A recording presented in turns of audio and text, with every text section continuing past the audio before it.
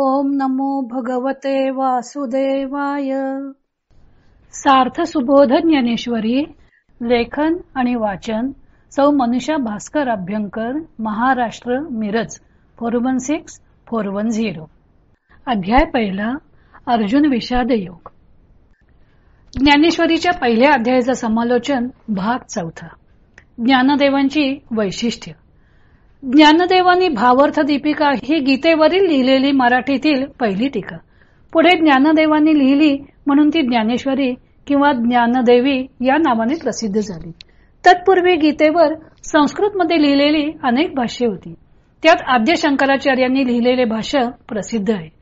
आद्य शंकराचार्यांच्या पूर्वीही संस्कृतमध्ये भाष्ये लिहिलेली होती, पण आचार्यांनी गीतेमध्ये कर्मसन्यासयोग प्रतिपादलेला आहे हे एवढे प्रभावीपणे ठासून सांगितलं की त्यांच्या या भाष्यापुढे इतर सर्व भाष्ये निष्प्रभ ठरली.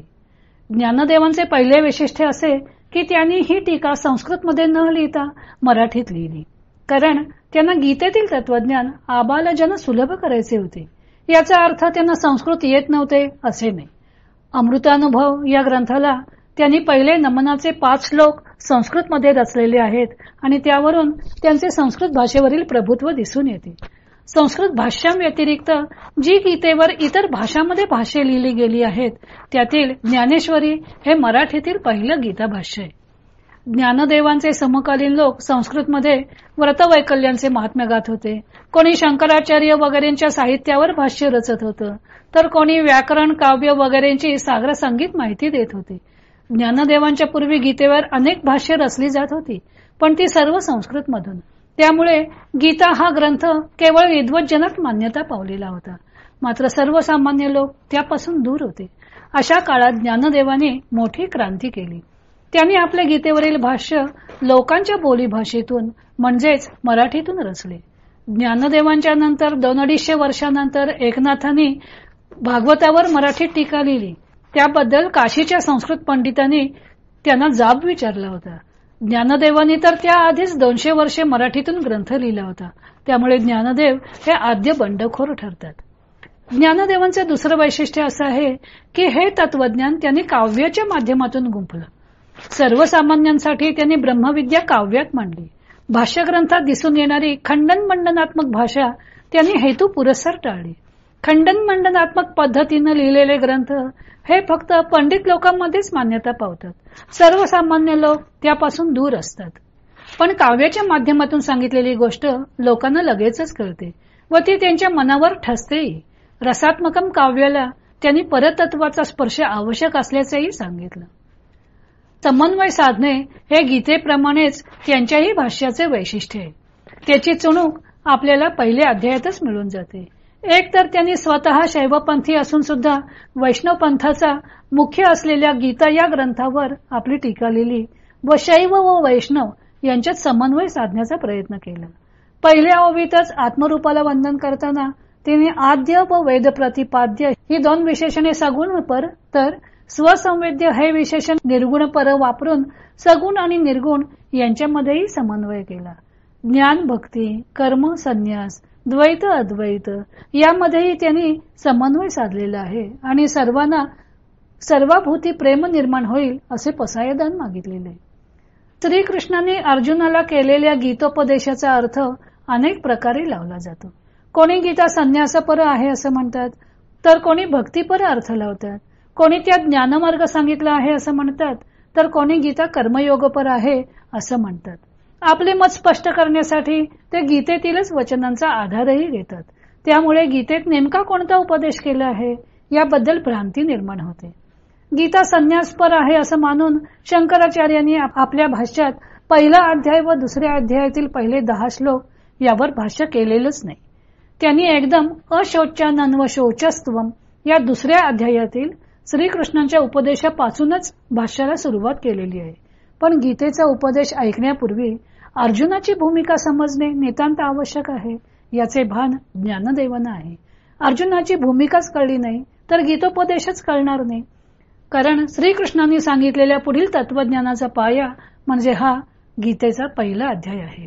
श्रीकृष्णांना अर्जुनाला नुसतेच युद्धाला उभं करायचं नव्हतं, तर कर्म अकर्म, पाप पुण्य या सर्वांचं स्पष्टीकरण करून त्याच्या शोकाच्या मुळाशी असणाऱ्या मोहाचं निरसन करून आत्मज्ञान द्यायचं होतं. त्या दृष्टीने ज्ञानदेवाने पहिल्या अध्यायाला महत्व दिलेलं आहे व अर्जुनाच्या स्तरावर जाऊन त्याची शंका मांडलेली आहे. उपमा ज्ञानदैवस्य. उपमा कालिदासस्य अशी उक्ती संस्कृत भाषेत प्रसिद्ध आहे. त्यात थोडा बदल करून उपमा ज्ञानदैवस्य असं म्हणावयाचा मोह होतो. कारण पौराणिक कथा, रूपक व अनेकविध दृष्टांत यांचा उपयोग करून ज्ञानदेवाने विषय अधिक प्रभावी केलेला आहे. सूर्य, चंद्र, अग्नी वगैरे नेहमीचेच दृष्टांत त्यांच्या काव्यात 200-250 वेळेला आलेले आहेत, पण प्रत्येक वेळी त्याचा रंग वेगळा आहे. एखादा विषय स्पष्ट करण्यासाठी ते 8-10 दृष्टांतांची मालिका सुद्धा सादर करतात. त्यामुळे एकातून दुसरा मुद्दा उपस्थित होत राहतो. विवेचनाच्या ओघात एखादं सौंदर्य स्थळ निर्माण करतात. मूळ गीतेत नसलेल्या शंकांचे सुद्धा त्यांनी निरसन केलेलं आहे. ज्ञानदेव हे प्रभावी वक्ता आहेत. रसज्ञ कथाकार आणि प्रभावी वक्ता हे त्यांचे गुण या पहिल्या अध्यायातही जाणवतात. मराठीत चित्रपटाच्या कथेला पटकथा हा शब्द रूढ आहे. त्यासाठी ज्ञानदेवाने दृश्यकथा शब्द वापरलेला आहे. ज्ञानदेवांना तत्वज्ञान केवळ समजावून सांगायचं नाही, तर ते डोळ्याला दिसेल असं करायचं आहे. दिसो परतत्व डोळा असं त्यांनी म्हटलं आहे. मी शब्दांनी वर्णन करून सांगतो असं ते चुकूनही म्हणत नाहीत. त्यांची प्रतिज्ञाच मुळी बोली अरूपाचे रूप दावीन अशी आहे. जे केवळ शब्दांनी व्यक्त होते त्यात रूपदर्शन नसते. मनुष्य प्रथम कानाच्या आधी दृष्टीचा वापर करतो. लहान मुलांना सुद्धा आपण चित्र आधी दाखवतो, कारण त्यावरून त्याची समजूत लवकर पडते. तसं ज्ञानदेवांना ज्याला आकार नाही ते साकार स्वरूप बनवायचं आहे. ते परमतत्व पंचज्ञानेंद्रियांच्या कक्षेत आणायचं आहे. म्हणून त्याने गीतार्थ हा दीठीचा विषय केलेला आहे. या पहिल्या अध्यायात त्यांनी अतिशयोक्ती अलंकाराचा वापर करून रणांगणाचं चित्र वाचकांच्या समोर उभं केलेलं आहे. धृतराष्ट्र, भीष्म यांचे नेमक्या शब्दांनी चित्रण केलेले आहे. श्रीकृष्णाविषयीचा त्यांचा भक्तिभाव त्यांना योजलेल्या वैकुंठीचा नाथ या नावातूनच आपल्याला कळून येतो. संवादात्मकता. महाभारत व त्यात असलेली गीता हा ग्रंथ संवादात्मक आहे. संजय धृतराष्ट्राला श्रीकृष्णार्जुनांचा संवाद वर्णन करून सांगत आहे. गीतेची ही संवादात्मकता लक्षात घेऊन ज्ञानदेवांनी ती संवादात्मकता आपल्या ज्ञानेश्वरीतही संजय धृतराष्ट्र, श्रीकृष्ण अर्जुन या संवादांबरोबरच या अध्यायामध्ये त्याने शिवपार्वती, ज्ञानदेव, निवृत्तीनाथ यांचे संवाद योजून कायम ठेवली आहे. या अध्यायात सुरुवातीला गीतेचे महात्म्य सांगण्याच्या ओघात त्यांनी शंकर पार्वतीचा संवाद योजलेला आहे. शंकर या गीतार्थाच्या महात्म्याचा आपल्या मनाशीच विचार करत होते. पार्वतीने त्यांना आपण कसला एवढा विचार करता असं विचारलं. तेव्हा शंकर पार्वतीला म्हणाले की हे देवी, तुझे रूप जसं नित्य नूतन आहे ना, त्या रूपाचा अंत लागत नाही, तसेच या गीतार्थाचाही अंत लागत नाही.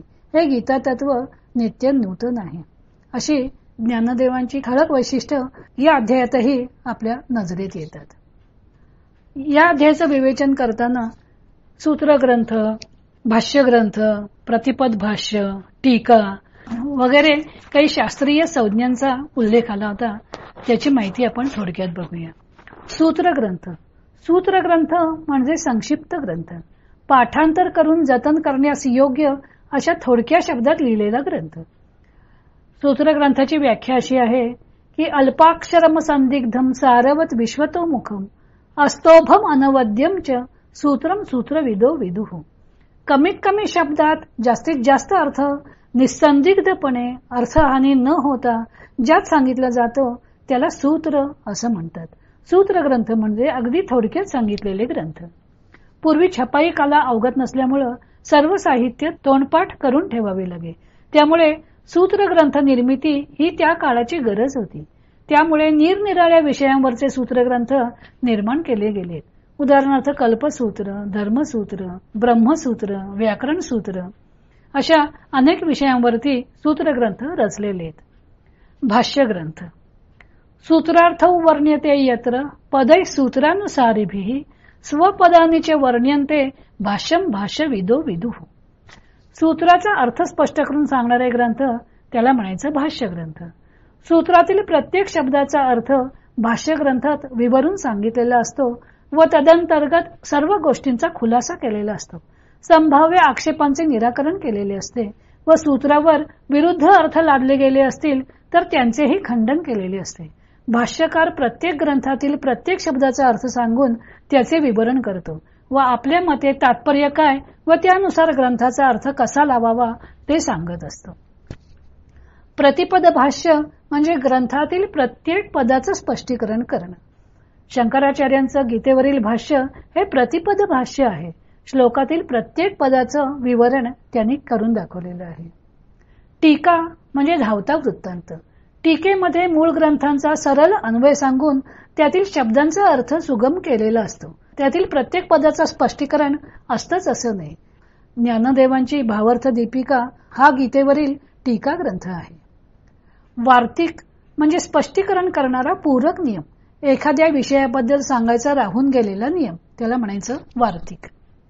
कारिका सर्वसाधारणपणे एखाद्या मताचा किंवा तत्वज्ञानाचा सारांश सांगणाऱ्या श्लोकांना कारिका म्हणण्याचा प्रघात आहे. असे नावही काही ग्रंथातल्या श्लोकांना परंपरेने दिले जाते. उदाहरणार्थ सांख्य कारिका, मांडुक्य कारिका वगैरे. हे सगळे जे शब्द आहेत ते संस्कृत मधले शास्त्रीय तांत्रिक संज्ञा आहेत. त्याची आपण आज माहिती घेतली. आता उद्यापासून आपण पुढच्या अध्यायाकडे वळणार आहोत.